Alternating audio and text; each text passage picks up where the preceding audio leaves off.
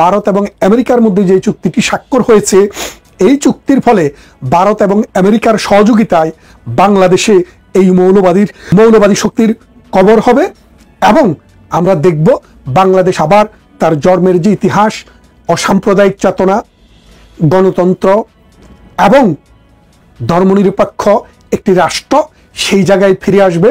মৌলবাদীরা আবার তাদের ওই যে বাংকার আছে সেই বাংকারে ফিরে যেতে বাধ্য হবে। ভারত এবং আমেরিকার মধ্যে মালয়েশিয়ার রাজধানী কুয়ালালামপুরে গতকাল একটি প্রতিরক্ষা সহযোগিতা চুক্তি স্বাক্ষরিত হয়েছে।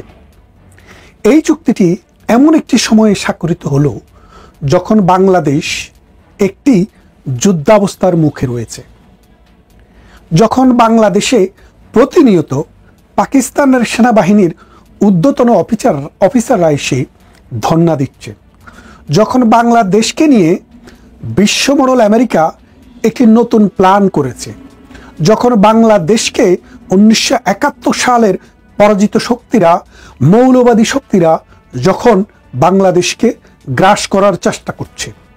আজকে আমার এই ভিডিওতে আমি মূলত এই বিষয়টি আলোচনা করতে চাই যে ভারত এবং আমেরিকার মধ্যে প্রতিরক্ষা সহযোগিতা চুক্তিটির তাৎপর্য কী এবং বাংলাদেশে তার প্রভাব কী হতে পারে।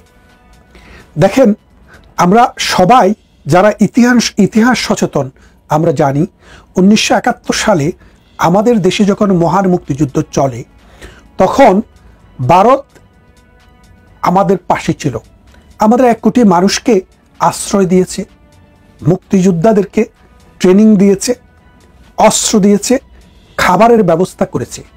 আমাদের যে প্রবাসী সরকার বাংলাদেশের 1971 সালের এপ্রিল মাসের 10 তারিখে যেই সরকার গঠিত হয়, যারা 17 এপ্রিল বৈদ্যনাথ তলার মুজিবনগরে যেই শপথ নিয়েছিলেন, সেই সরকার কিন্তু মূলত ভারত থেকে পরিচালিত হয়েছিল। ভারত সরকার সেই প্রবাসী সরকারকেও অ্যাকোমোডেট করেছিল। সেই ভারত যখন তার পেটের ভিতরে বাংলাদেশে যুদ্ধ হয়েছিল তখন দেখা গেল রাশিয়া বাংলাদেশের সমর্থনে আর আমেরিকা পাকিস্তানের সমর্থনে, চীনও পাকিস্তানের সমর্থনে। কারণ চীন এবং ভারতের মধ্যে বৈরিতার কারণে পাকিস্তানের শত্রু মানে ভারতের শত্রু চীনের মিত্র।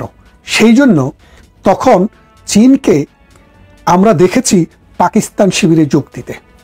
এমতো অবস্থায় পাকিস্তান সেনাবাহিনী যে অস্ত্র, গোলা বারুদ, যেই সব যুদ্ধ সরঞ্জাম পেয়েছে তার বেশিরভাগই এসেছে আমেরিকা থেকে। এই আমেরিকান সরকার টোটালি ভারত এবং পাকিস্তানের মধ্যে, দুইটি দেশের মধ্যে পাকিস্তানকেই তখন বেছে নিয়েছিল এবং সেই সময়ে ভারত মূলত এই ওয়াটসো জোট যেটা ছিল, অর্থাৎ রাশিয়ার নেতৃত্বে যে জোট ছিল, সেই জোটের সমর্থক ছিল।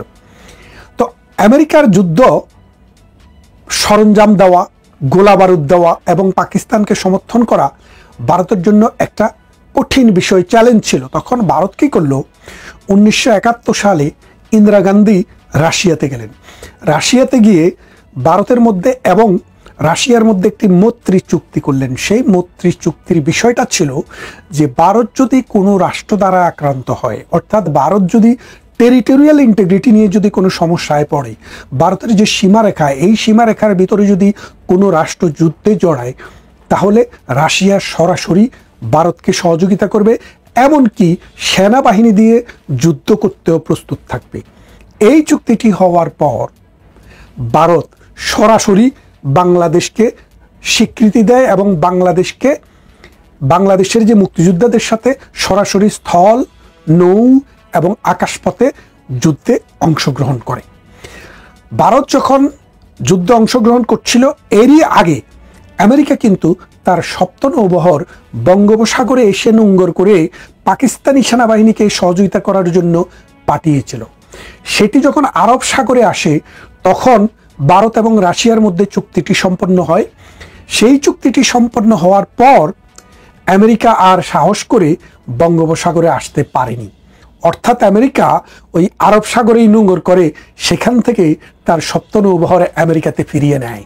কারণ তারা বুঝতে পেরেছিল এই যুদ্ধে ভারতের সাথে যেহেতু রাশিয়া আছে, সেই ক্ষেত্রে আমেরিকা যদি জড়িয়ে যায়, এত দূরে এসে চায়নাও তখন আর পাকিস্তানের সাথে থাকবে না, ওই রাশিয়ার সাথে আমেরিকাকে নিধন করার জন্য লেগে যাবে।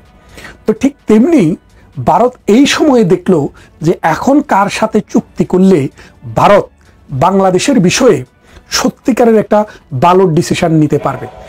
রাশিয়া এই মুহূর্তে কোণঠাসা হয়ে আছে বিশ্ব রাজনীতিতে, কারণ ইউক্রেনকে যখন রাশিয়া দখল করলো তখন পশ্চিমা শক্তি, বিশেষ করে ইউরোপিয়ান ইউনিয়ন এবং আমেরিকা সরাসরি রাশিয়ার বিরুদ্ধে যুদ্ধ ঘোষণা করেছে।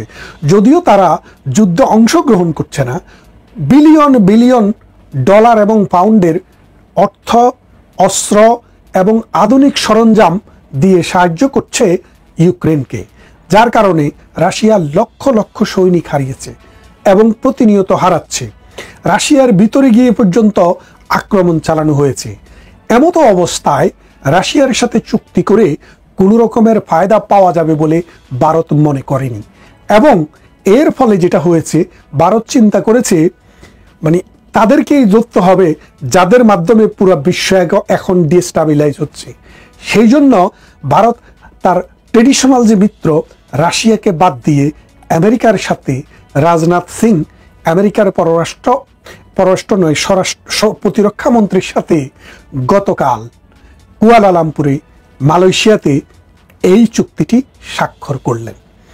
এই চুক্তির মূল কথা হচ্ছে, ভারত তার প্রতিরক্ষা বিষয়ে তার কোনো অস্ত্রশস্ত্র যদি দরকার হয়, তার যদি বুদ্ধির দরকার হয়, তার যদি প্রযুক্তির দরকার হয়, তাহলে ভারতের সাথে আমেরিকা কোঅপারেট করবে।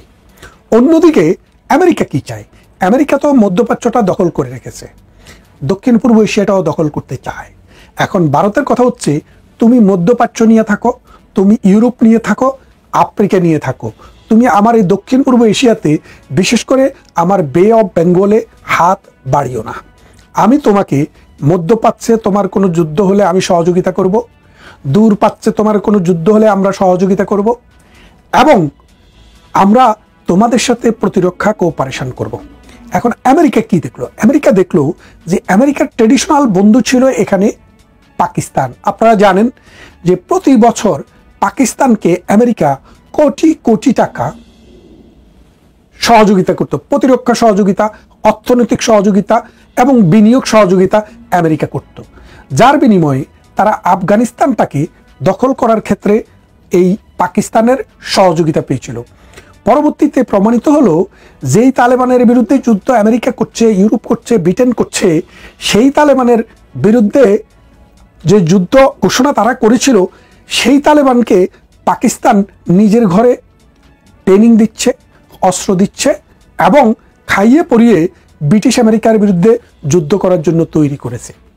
তারপর আমেরিকা এবং পাকিস্তানের সম্পর্কটি টোটালি দোষে যায়। দোষে যাওয়ার পর যখন লাদেন ইস্যু আসে, এই ওসামা বিন লাদেনকে আমেরিকা খুঁজছে বহুদিন থেকে, এবং পাকিস্তান লাদেনকে কোনো রকমের স্পেস দিবে না, জায়গা দিবে না, এবং লাদেনকে খুঁজে পেতে সহযোগিতা করবে। এই সত্ত্বে আমেরিকার কাছ থেকে বিলিয়ন বিলিয়ন টাকা নিয়েছে। নেওয়ার পর লাদেনকে আমেরিকা আবিষ্কার করলো কোথায় গিয়ে?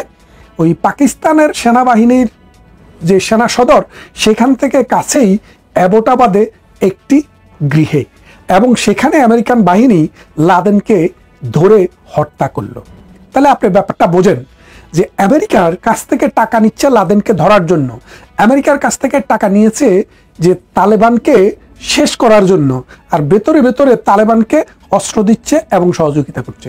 অর্থাৎ আমেরিকার যে পাকিস্তানের যে ডবল স্ট্যান্ডার্ড, সেটা আমেরিকা বুঝতে পেরেছে।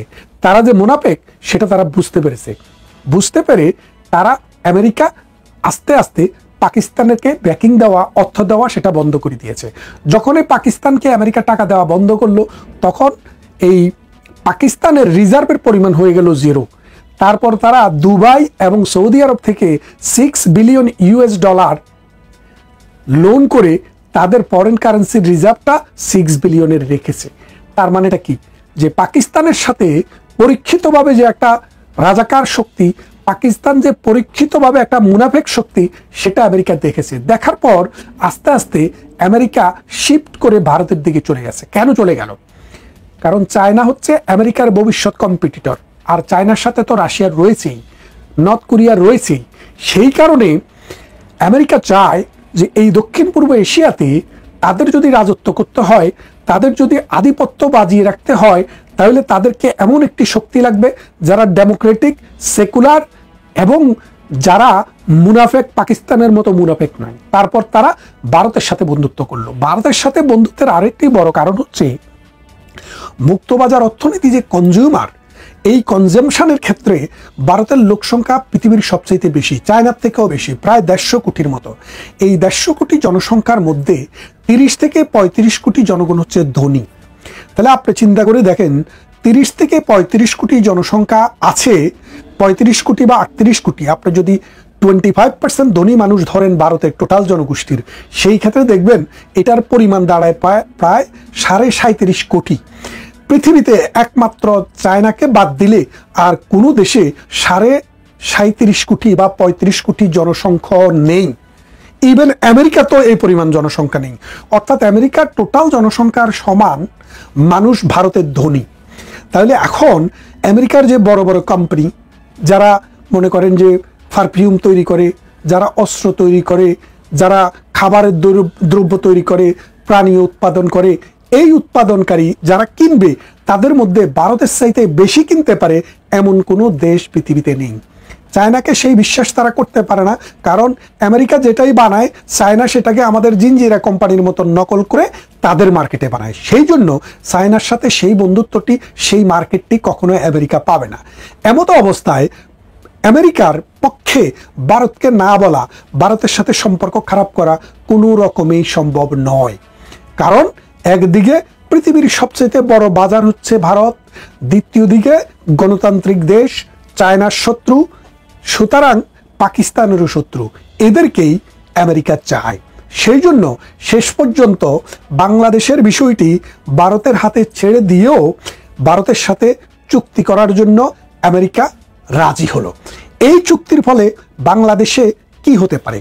বাংলাদেশে যেটা হতে পারে যে এখন আমেরিকা ডক্টর ইউনূস সরকারের প্রতি যে সমর্থন আছে, ডিপ স্টেট, আমেরিকার ডিপ স্টেট বাংলাদেশে যে সহযোগিতা দিয়েছে, সেটি এখন ভারতের হাতে চলে যাবে। অর্থাৎ ভারত যেভাবে চায়, ভারত যেভাবে বলে, সেইভাবেই আমেরিকা সহযোগিতা করতে বাধ্য হবে। কারণ ওই চুক্তির মূল কথাই হচ্ছে ভারতের প্রতিরক্ষা, অর্থাৎ ভারতের প্রতিরক্ষা বিঘ্নিত হয় এমন কোনো বিষয়ে আমেরিকা কখনো সহযোগিতা করবে না।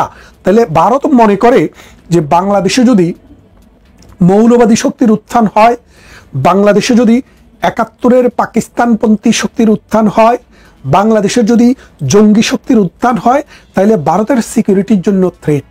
সেই জন্যই ভারত আমেরিকার সাথে এই চুক্তিটি করেছে। যেমনটা আমি আমার বক্তৃতায় বলছিলাম যে 1971 সালে রাশিয়ার সাথে করেছিল, তখন রাশিয়াকে দরকার ছিল, এখন আমেরিকাকে দরকার। এই জন্য এই চুক্তিটি আমেরিকার সাথে হয়েছে। আমেরিকার সাথে এই চুক্তির ফলে বাংলাদেশের বিভিন্ন রাজনৈতিক শক্তি যেইভাবে যুদ্ধাপরাধের বিচার করছে, যেইভাবে বাংলাদেশকে আফগানিস্তান বানানোর জন্য ইসকনের বিরুদ্ধে কথাবার্তা বলছে। আপনি দেখেন সাম্প্রতিক সময়ে গাজীপুরের এক মৌলানা, তিনি বললেন কি, তাকে ইসকন অপহরণ করে নিয়ে গেছে, নিয়ে তার জামা কাপড় খুলে তাকে নাপাক করেছে। তার ছেলে জিজ্ঞাসা করলো নাপাক বলতে কি বোঝান, তখন তার ছেলে এটাকে ইন্টারপ্রিট করলো যে তাকে বলৎকার করেছে। এই কথা বলার পর তার ছেলে ঘোষণা দিল 100 ইসকনকে তিনি হত্যা করবেন নিজের হাতে। তাহলে দেখেন বাংলাদেশে মৌলবাদী শক্তির এই উত্থানে এখন কি করা যায়। এই যে এরপরে দুদিন পরে বাংলাদেশের যে প্রতিরক্ষা বাহিনী তারা নড়ে চড়ে বসলো, তারা বসে তারা ক্যামেরাগুলা অন করে দেখলো যে এই লোক নিজেই একটি ট্যাক্সি ভাড়া করে চলে যায়, সেখানে গিয়ে নীলফামারীর দিকে গিয়ে তিনি ওখানে নিজেই একটি শিকল পরে কাপড় চোপড় খুলে নিজেকে অপহরণ বলে সাজান, এবং যখন ধরা পড়েন তখন তিনি সংবাদপত্রকে আপনাদেরকে আমাদেরকে কি বললেন যে তার মধ্যে শয়তান ভর করছিল। আরে ভাই, শয়তান ভর করবে কেন? সে তো নিজেই একটা শয়তান, সে তো নিজেই একটা আজাজিল। এই আজাজিল বাংলাদেশে মৌলবাদী শক্তিকে আশকারা দেওয়ার জন্য, মৌলবাদী শক্তিকে ইন্ধন দেওয়ার জন্য এই কর্মকাণ্ড করেছে।